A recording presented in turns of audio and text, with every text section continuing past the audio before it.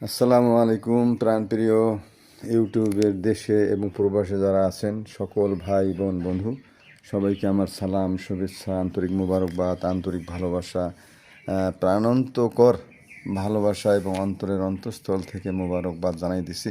প্রিয় দর্শক মণ্ডলী, আজকে যে ভিডিওটি আপনাদের উপহার দিতে যাচ্ছি এটি খুবই গুরুত্বপূর্ণ।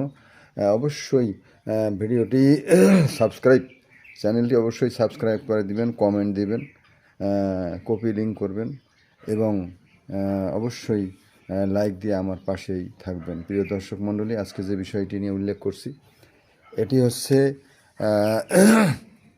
কোন তিন ব্যক্তির উপর আল্লাহ রাব্বুল আলামিন অভিশাপ দেয়। কোন তিন ব্যক্তিকে আল্লাহ রাব্বুল আলামিন অভিশাপ দেয়? এক নম্বর হচ্ছে সেই ব্যক্তি যে ব্যক্তি পিতামাতাকে অভিশাপ দেয়, অভিসম্পাদ দেয়, সেই ব্যক্তিকে আল্লাহ রাব্বুল আলামিন সরাসরি সঙ্গে সঙ্গে অভিশাপ দেয়। আল্লাহ রাব্বুল আলামিন তার ধ্বংসের জন্য অভিশাপ দেয়।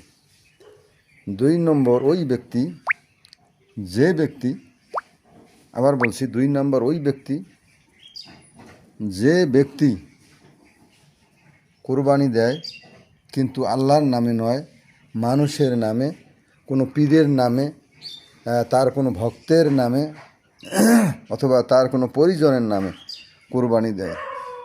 কি বললাম? দেবদেবীর নামে, পীরের নামে বা তার কোনো ভক্তের নামে কোরবানি দেয়, সেই ব্যক্তির উপরে আল্লাহ রাব্বুল আলামিন সরাসরি অভিশাপ দেন। ওই দুই নাম্বার বললাম। তিন নাম্বার, ওই ব্যক্তির উপর আল্লাহ রাব্বুল আলামিন সরাসরি অভিশাপ দেয়, অভিসম্পদ দেয় ওই ব্যক্তি যে ব্যক্তি বেদাতের, অর্থাৎ যেটা শরীয়ত সম্মত নয়, ইসলাম সম্মত নয়, রাসূলের স্বীকৃত নয়, সেই বেদাতকে যারা সমর্থন করে, সেই অন্যায়কে যারা সমর্থন করে, সেই ব্যক্তির উপর আল্লাহ সরাসরি অভিশাপ দেন। তাহলে বললাম কি, আপনারা মনে রাখবেন। এক নাম্বার হচ্ছে পিতামাতাকে অভিশাপ দানকারী, দুই নাম্বার হলো যে আল্লাহর নাম ছাড়া অন্য নামে কোরবানি, তিন নাম্বার হলো বিদাতের সমর্থনকারী, যারা সমর্থন করে তাদের উপর আল্লাহ অভিশাপ, সরাসরি অভিশাপ দেন, অভিসম্পদ দেন। প্রিয় দর্শক মণ্ডলী, ভিডিওটি ভালো লাগলে অবশ্যই আমার সঙ্গে থাকবেন, চ্যানেলটি সাবস্ক্রাইব করে দেবেন, অবশ্যই শেয়ার করে দিবেন এবং কপি লিঙ্ক করে দিবেন, লাইক করে আমার পাশে যুক্ত থাকবেন। সবাই ভালো থাকুন, সুস্থ থাকুন, নিরাপদে থাকুন, প্রাণবন্ত থাকুন, আমার সঙ্গেই যুক্ত থাকুন। আসসালামু আলাইকুম ওয়া রাহমাতুল্লাহি ওয়া বারাকাতুহু।